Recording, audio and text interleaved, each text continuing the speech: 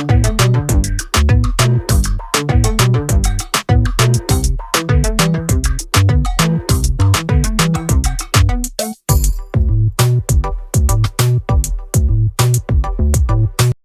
And welcome to back to my channel law notes academy.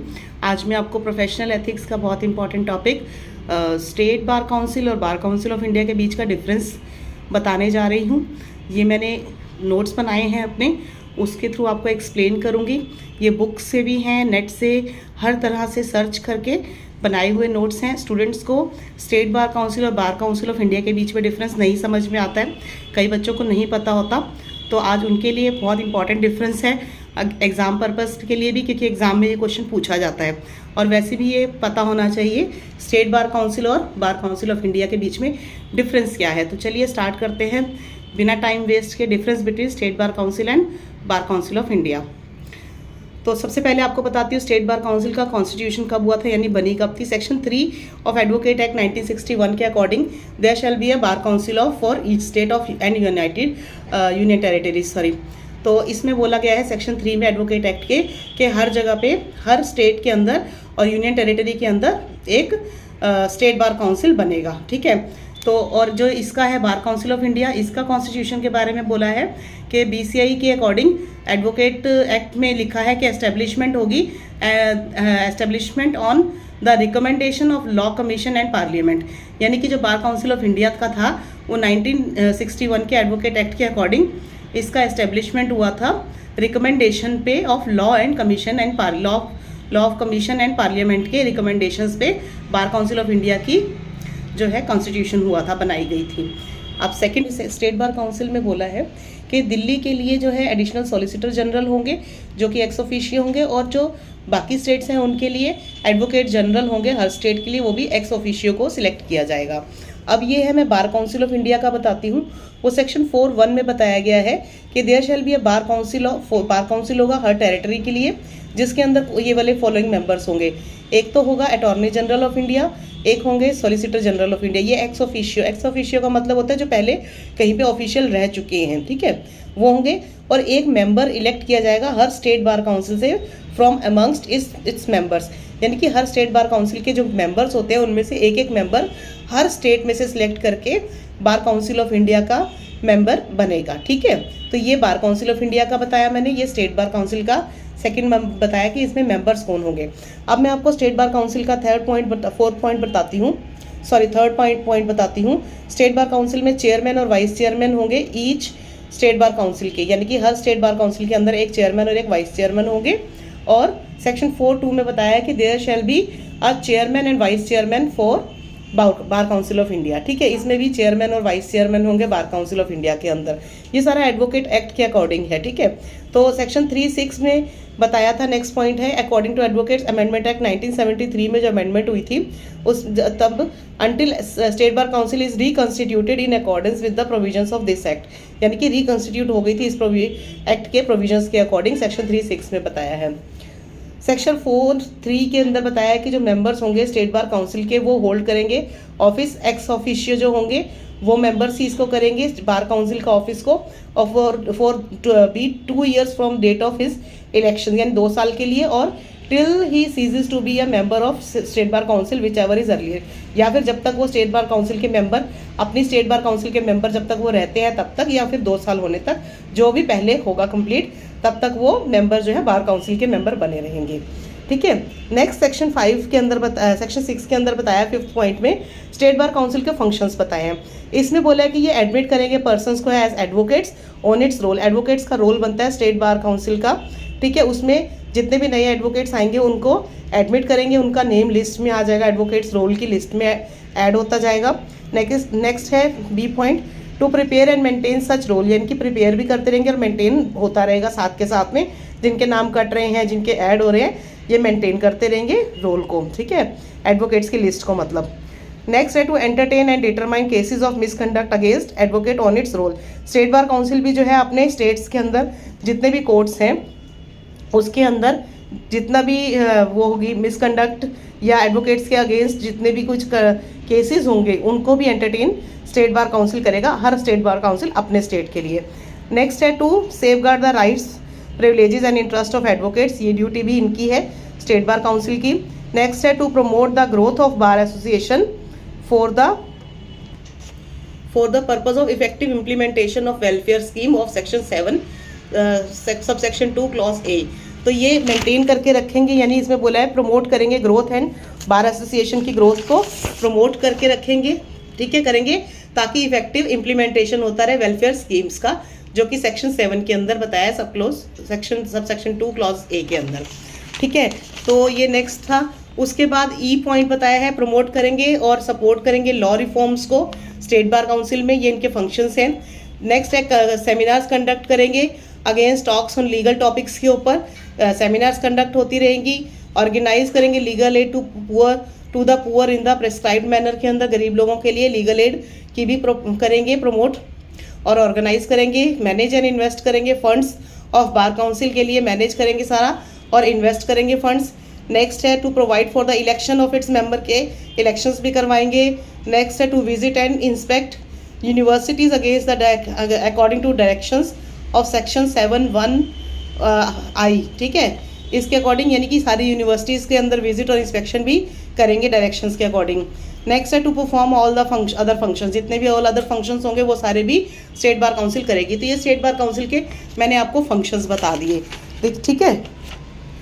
Section 6 के अंदर इसके functions दिए गए हैं स्टेट बार काउंसिल के, एडमिट करना, मेंटेन करना, रोल उनका एंटरटेन करना, मिसकंडक्ट वगैरह के उनके राइट्स को सेफगार्ड करना, प्रिविलेजेस देना उनको, इंटरेस्ट मतलब फ़ायदे क्या है, नुकसान क्या है, सारा कुछ उनका ध्यान रखना एडवोकेट्स के लिए, ठीक है। ग्रोथ को, बार एसोसिएशन की ग्रोथ को मेंटेन करना, और ये जितने भी मैंने आपको सारे उनके सारे फंक्शंस बताए हैं, ठीक है। लीगल एड, सेमिनार्स वगैरह, इन्वेस्टमेंट करना, इलेक्शंस करवाना, इंस्पेक्शंस करवाना, बाकी सारे फंक्शंस। तो अब मैं आपको बार काउंसिल ऑफ इंडिया के फंक्शंस बता देती हूँ। ए में तो ऑमिट कर रखा है, बी में लिखा है to lay down standard of professional conduct, मतलब स्टैंडर्ड बनाएंगे प्रोफेशनल कंडक्ट और एटिकेट्स एडवोकेट से कैसे होने चाहिए, ये बताया है। ये सारा फंक्शंस को बनाना ये इनकी ड्यूटी है और फंक्शन है, ठीक है। ये काम ये करते हैं बार काउंसिल ऑफ इंडिया कि भाई सारे स्टेट्स के अंदर उनका कंडक्ट कैसा होना चाहिए, प्रोफेशनल कंडक्ट, ठीक है। नेक्स्ट है to lay down procedure to be followed by the disciplinary committee, यानी डिसिप्लिनरी कमेटी जो जो काम करेगी उसका प्रोसीजर बनाएगी हर स्टेट बार काउंसिल के लिए, बार काउंसिल ऑफ इंडिया बनाएगी। और है बार काउंसिल ऑफ इंडिया, उसके बाद सेफगार्ड करेगी rights, privileges and interest of advocates, ये काम भी इनका है। प्रमोट एंड सपोर्ट करेगी लीगल लॉ रिफॉर्म्स को, जितने भी नए लॉ रिफॉर्म्स आएंगे उनको प्रमोट और सपोर्ट करेगी। नेक्स्ट है to deal and dispose of any matter arising under this act, कोई भी अगर मैटर आता है तो उसको डील और डिस्पोज ऑफ भी बार काउंसिल ऑफ इंडिया करेगी, which may be refer to section 7 by a state bar council, यानी कि by it refer to it by state bar council, जो भी मैटर रेफर करेगी उसको डील करेगी bar council of India. 2x general supervision, execute करेंगे general supervision and control over state bar council के ऊपर, यानी जितनी स्टेट बार काउंसिल्स होती हैं हर स्टेट की पूरे इंडिया के अंदर, उनको जनरल सुपरविजन उनका किया जाएगा और कंट्रोल किया जाएगा बार काउंसिल के द्वारा। टू प्रमोट लीगल एजुकेशन, यानी लीगल एजुकेशन जो भी होगी उसको प्रमोट करेंगे एंड ले डाउन करेंगे, स्टैंडर्ड्स बनाएंगे सारे एजुकेशन के लिए, कंसल्ट करेंगे यूनिवर्सिटीज़ और इंडिया जितनी भी इंडिया के अंदर है और स्टेट बार काउंसिल्स हैं जितनी भी, उसके अंदर लीगल एजुकेशन को प्रमोट करने के लिए स्टैंडर्ड्स को। नेक्स्ट है रिकॉग्निशन देंगे यूनिवर्सिटीज़ को और विजिट करेंगे, इंस्पेक्शन करेंगे यूनिवर्सिटी की हर स्टेट बार काउंसिल के अंदर। नेक्स्ट है टू कंडक्ट सेमिनार्स ऑर्गेनाइज करवाएंगे लीगल एड टॉपिक्स के ऊपर, टॉक्स करेंगे, मीटिंग्स वगैरह रखेंगे, एमिनेंट जूरिस्ट्स के द्वारा रखेंगे, पब्लिशर्स जर्नल्स जो होते हैं जो जर्नल पब्लिश करते हैं राइटर्स के थ्रू और पेपर्स ऑफ लीगल इंटरेस्ट जो भी होगा, मतलब ये सारे सेमिनार्स कंडक्ट कराएंगे लीगल टॉपिक्स पे, ऑर्गेनाइज करेंगे लीगल एड पुअर्स के लिए। नेक्स्ट है recognition of on a reciprocal basis के ऊपर फॉरेन क्वालिफिकेशन इन लॉ जो भी होगी उसको ऑब्टेन करेंगे आउटसाइड इंडिया, जो करते हैं फॉरेन कंट्री में जाके लॉ करते हैं इंडिया, उनका एडमिशन से लेकर सारा प्रोसेस जो होगा उनका कैसे करना है, क्या करना है, तो ये सारा भी बार काउंसिल ऑफ इंडिया देखेगी। और करेंगे मैनेज और इन्वेस्ट करेंगे बार काउंसिल के अंदर, फंड्स का सारा मैनेजमेंट देखेंगे और प्रोवाइड करवाएंगे इलेक्शंस भी कैसे होते हैं, ये भी होता है हर बार कि मेंबर्स चेंज किए जाते हैं उसके लिए इलेक्शन भी कंडक्ट करवाते हैं। To perform all other functions, जैसे और भी जो भी फंक्शंस होंगे वो सारे अपने बार काउंसिल अपने रिलेटेड करेगी, ठीक है। तो ये मैंने आपको फंक्शंस बता दिए बार काउंसिल के और स्टेट बार काउंसिल के इनके डिफरेंस बताया, ऑर्गेनाइजेशन बताया कैसे होती है।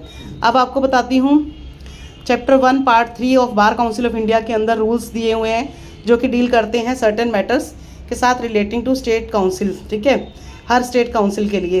तो हर एडवोकेट के लिए लिखा है इसके अंदर, एडवोकेट हुज जिसका नेम भी इलेक्टोरल रोल में होगा वो शैल बी एंटाइटल होगा वोट करने के लिए, ठीक है, इलेक्शंस के टाइम पे वोट करेंगे। कंडीशंस इसके अंदर बताइए for not in electoral roll, जो इलेक्टोरल रोल में नहीं है उनके लिए कुछ कंडीशंस हैं। और whose name is entered in the state roll shall be entered in the state council, यानी कि जिनका हर स्टेट के अंदर अपनी डिस्ट्रिक्ट के अंदर स्टेट बार काउंसिल में नाम एनरोल हो जाता है वो स्टेट काउंसिल में भी वो एनरोल हो जाते हैं, ठीक है। ये था चैप्टर 1 के अंदर पार्ट 3 में बार काउंसिल ऑफ इंडिया के, ठीक है, रूल्स के अकॉर्डिंग स्टेट बार के लिए। अब मैं आपको बताती हूँ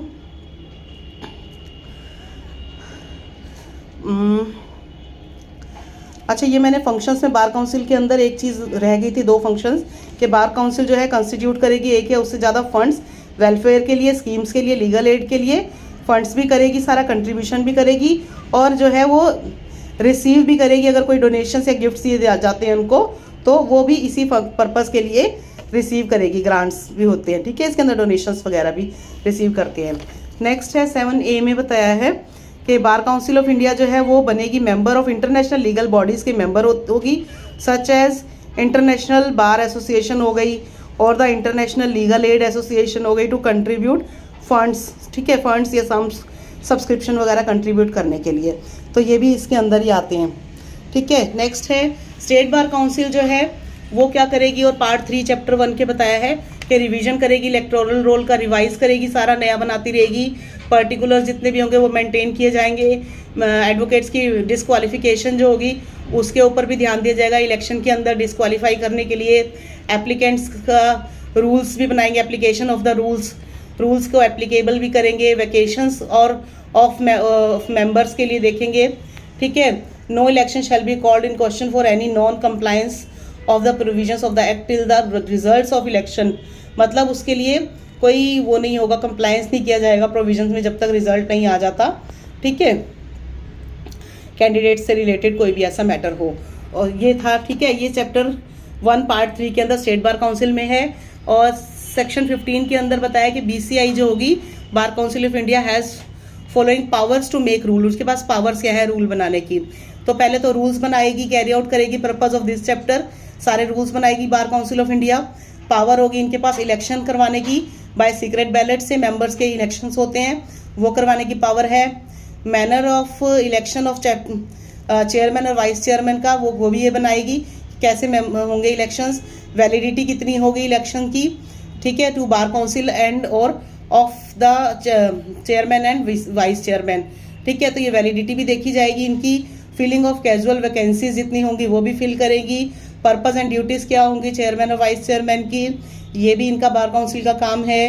कॉन्स्टिट्यूशन ऑफ 1 और मोर फंड्स बनाएंगी, फंड्स के लिए बनाएंगे अकाउंट्स, ठीक है, फंड्स भी मेंटेन करेंगे, लीगल एड भी करेंगे। ये पावर्स एंड फंक्शंस होते हैं वो ऑलमोस्ट सेम होते हैं, या ड्यूटीज़ भी, तो उसमें आप ऐड कर सकते हैं कि भाई लीगल एड पुअर्स के लिए करेंगे, कॉन्स्टिट्यूशन करेंगे, फंक्शंस का कमिटीज़ वगैरह बनाएंगे, सब कमिटीज़ बनाएंगे, ठीक है। Summoning and holding of meeting of bar council, her bar council के लिए मीटिंग्स वगैरह होल्ड करेंगे। तो the conduct of business threat, ठीक है, मतलब बिजनेस के लिए सारा जितना भी काम होगा बार काउंसिल्स के लिए उसकी मीटिंग्स वगैरह state bar council of India करवाएगी हर स्टेट के लिए। Constitution and functions of any committee of bar council, जितने भी बार काउंसिल्स हैं उनका फंक्शंस की जितनी भी कमेटीज़ होंगी वो बार काउंसिल ऑफ इंडिया बनाएगी। उनका टर्म ऑफ ऑफिस क्या होगा, मेंबर्स का, कमेटीज़ का मतलब मेंबर्स कितने टाइम तक रहेंगे सीट पे, उनके टर्म्स भी वही डिसाइड करेगी बार काउंसिल ऑफ इंडिया। फिर summoning and holding of meetings, conduct of business such committees and the number of member constitute a quorum, quorum में कितने मेंबर होने चाहिए, कमेटी कौन कौन सी बननी चाहिए, सारे फंक्शंस कैसे किए जाएंगे, कंडक्ट कैसे होगा बिजनेस, ये सारा जो है बार काउंसिल ऑफ इंडिया तय करती है। क्वालिफिकेशन क्या होगी, कंडीशंस क्या होंगी सर्विस की, सेक्रेटरी की, अकाउंटेंट एंड अदर एम्प्लॉयज़ की, ये सारा भी बार काउंसिल ऑफ इंडिया करेगी। मेंटेन करेंगी books and accounts and other books of bar council, ये भी इनका काम है। Appointment of auditors and audit of accounts, ठीक है, ऑडिट भी करवाएंगे और ऑडिटर्स की अपॉइंटमेंट भी बार काउंसिल ऑफ इंडिया करेगी, ठीक है। ये बार काउंसिल ऑफ इंडिया के बता रही हूँ मैं आपको। अब बताती हूँ स्टेट बार काउंसिल के अंदर जो मेंबर्स हैं उनकी डिसक्वालिफिकेशन। मैंने क्वालिफिकेशन वगैरह भी बता दी थी आपको उनकी, सारा डिसक्वालिफिकेशन ऊपर का बताया था अभी मैंने रिवीजन इलेक्टोरल रोल वगैरह में उनका काम कैसे होगा सारा। ठीक है, अब मैं डिसक्वालिफिकेशन बता रही हूँ, सेक्शन 24 के अंदर दी गई है कि एनरोल कैसे, क्वालिफिकेशन क्या होगी उनकी। ठीक है, तो ही इज़ अ सिटीज़न होना चाहिए एक तो मेंबर, मतलब बार काउंसिल के अंदर स्टेट बार काउंसिल में एनरोल करवाने के लिए एडवोकेट्स के पास सेक्शन 24(1) में बताया गया है कि क्या क्वालिफिकेशन होनी चाहिए। पहले तो वो मेंबर होना चाहिए, सिटीज़न होना चाहिए इंडिया का, और 21 ईयर्स की मिनिमम एज होनी चाहिए, और उनके पास डिग्री होनी चाहिए लॉ की। ठीक है, ये 24(1) में बताया है मेंबर बनने के लिए, मतलब एडवोकेट बनने के लिए, बार काउंसिल में एनरोल करवाने के लिए। 24A के अंदर डिसक्वालिफिकेशन बताई गई है। इसमें बोला है कि अगर वो if he is convicted of an offence involving moral turpitude, यानी उनके ऊपर कोई केस चल गया है, कोई ऐसा ऑफेंस कर दिया है उन्होंने जो मोरल टर्पिट्यूड के अगेंस्ट है, ऑफेंस किया है, तो वो डिस्क्वालीफाई हो जाएगा। अगर उन्होंने कन्विक्ट हो गए हैं कोई of under provision of untouchability वगैरह का उन्होंने ऑफेंस कर दिया है एक्ट के अकॉर्डिंग, ठीक है, 1955 के अकॉर्डिंग, तो भी वो डिस्क्वालीफाई होंगे। And if he is dismissed और रिमूव करवा दिए गए हैं एम्प्लॉयमेंट से और ऑफिस अंडर द स्टेट और any other charge involving moral turpitude, अगर मतलब बार काउंसिल ने उनको करवा दिया है, स्टेट बार काउंसिल ने उनको डिसमिस कर दिया है, रिमूव कर दिया है एम्प्लॉयमेंट से, ठीक है, तो भी वो डिस्क्वालीफाइड हो जाएंगे। अब सेक्शन 25 जो है बार काउंसिल, इसमें बोला है एनरोलमेंट इन बार काउंसिल में करने के लिए एप्लीकेशन बनती है, एडमिशन हो जाता है, ठीक है, उसके अकॉर्डिंग। और सेक्शन 26 के अंदर बताया disposal of application for admission as an advocate, dispose हो जाएगी एप्लीकेशन सेक्शन 26 में। 26A में बताया power to remove names from rolls, state bar council के पास पावर है नेम रिमूव करने की, वो सेक्शन 26A में बताया गया है कि उनका नेम एडवोकेट्स रोल से रिमूव हो सकता है। फिर बताया है सेक्शन 27 में एप्लीकेशन वंस अगर रिफ्यूज हो गई can not be entertained accept in certain circumstances, यानी कि एप्लीकेशन अगर एक बार रिफ्यूज हो गई है कि आपको एडमिट नहीं कर सकते एनरोलमेंट के लिए, तो फिर वो बड़ी मुश्किल से ही, कुछ कंडीशंस ही हैं, सर्टेन सर्कमस्टांसिस के अंदर ही आपकी एक्सेप्ट एंटरटेन की जाएगी। फिर है 28 सेक्शन में बताया है स्टेट बार काउंसिल के पास अपने स्टेट के लिए रूल बनाने की पावर है, सर्टिफिकेट देते हैं एनरोलमेंट का स्टेट बार काउंसिल देती है, ठीक है, लेकिन आता बार काउंसिल ऑफ इंडिया से ही है, तभी वो अपने देते हैं सर्टिफिकेट जो है एनरोलमेंट का। नेक्स्ट है सेक्शन 17 में बताया स्टेट बार काउंसिल जो है मेंटेन करती है रोल ऑफ एडवोकेट्स का, ठीक है, अपनी लिस्ट बनाती है अपने स्टेट के अंदर कितने कितने एडवोकेट्स हैं, कितने हट गए, तो उसके अकॉर्डिंग रोल मेंटेन किया जाता है। सेक्शन 18 में transfer of name from one state to another state, यानी कि कोई भी एडवोकेट अपने स्टेट का में से नाम ट्रांसफ़र भी करवा सकता है अगर उसे किसी और स्टेट में प्रैक्टिस करनी है, तो उसके लिए भी प्रोसीजर होता है, वो सेक्शन 18 में दिया गया है। अपने स्टेट से दूसरे स्टेट के अंदर नेम चेंज करवाने के लिए उनको नेम एड्रेस दूसरी बार काउंसिल में वो फिर अपना एनरोल करवा सकते हैं। और सेक्शन 19 में है स्टेट बार काउंसिल जो है कॉपीज़ देगी रोल ऑफ एडवोकेट्स को BCI को, बार काउंसिल ऑफ इंडिया को, अपने स्टेट के मेंटेन करके हर साल जो है एडवोकेट्स की list bar council of India को देगी, ठीक है। तो ये तो थे स्टेट बार काउंसिल के सारे, मैंने आपको फंक्शंस और सारा प्रोसीजर बताया। अब मैं बार काउंसिल ऑफ इंडिया का नेक्स्ट बता रही हूँ, थोड़ा सा रह गया, ध्यान से सुनिएगा। कोड ऑफ कंडक्ट के बारे में बताया है, सेंट्रल गवर्नमेंट की पावर्स इसमें लिखी हुई हैं कि भी सेंट्रल गवर्नमेंट के पास भी पावर है इसकी। कोड ऑफ कंडक्ट जो होगा वो सेक्शन 49(1)(c) में बताया एम्पावर करेगा BCI को, पावर देता है कि भी वो रूल्स बना सकते हैं कि भी कैसे उन्होंने स्टैंडर्ड बनाने हैं कंडक्ट और एटिक्वेट्स के, एडवोकेट्स के, ठीक है, कि उनका एडवोकेट्स का बिहेव कैसा होगा, कंडक्ट, मिसकंडक्ट, एटिकेट्स, उनकी क्या पनिशमेंट, सारी ये पावर्स जो है कोड ऑफ कंडक्ट की 49(1)(c) में BCI के पास है। वो ड्यूटी टू कोर्ट उनकी है, कोर्ट के लिए क्या ड्यूटी है वो भी BCI के पास है कि भी क्या क्या ड्यूटी होगी उनकी, ठीक है। ड्यूटी टू क्लाइंट और ओपोनेंट के लिए क्या होगी, मतलब ये ड्यूटीज़ जो है एडवोकेट्स ही हैं कि कोर्ट के थ्रू लिए क्या ड्यूटी है, क्लाइंट और ओपोनेंट्स के लिए क्या ड्यूटीज़ हैं एडवोकेट्स की, कलीग्स के लिए क्या है, और अदर ड्यूटीज़ जो हैं as per bar council of India rule section 4A में रूल्स के अकॉर्डिंग ये ड्यूटीज़ जितनी भी हैं, ये क्वेश्चन एग्जाम में ज़्यादातर आता है ड्यूटीज़ ऑफ एडवोकेट्स, ठीक है, तो ये भी BCI ने ही कंडक्ट कराता है code of conduct section 49(1)(c) के अकॉर्डिंग, और ये रूल्स के अंदर भी दिया गया है। तो ये था बार काउंसिल ऑफ इंडिया और स्टेट बार काउंसिल के बीच का डिफरेंस, जो मैंने आपको अभी सारा एक्सप्लेन करके बता दिया। तो आई होप आपको समझ में आ गया होगा। वीडियो पसंद आया हो तो लाइक, शेयर एंड सब्सक्राइब जरूर कीजिएगा। एक्चुअली मैं धूप में बैठी हूँ आज, तो यहाँ बैठ के बना रही हूँ, ठीक है, थोड़ा सा पढ़ने में दिक्कत हो रही हो तो प्लीज़ सॉरी, तो बाकी आपको वीडियो पसंद आए और ऐसी वीडियोज़ और चाहिए हो तो मुझे कमेंट जरूर कीजिएगा। वीडियो पसंद आए तो लाइक शेयर कीजिए, मेरे चैनल पर नए हैं तो सब्सक्राइब जरूर कर दीजिएगा। Thank you so much, have a nice day, take care, bye bye.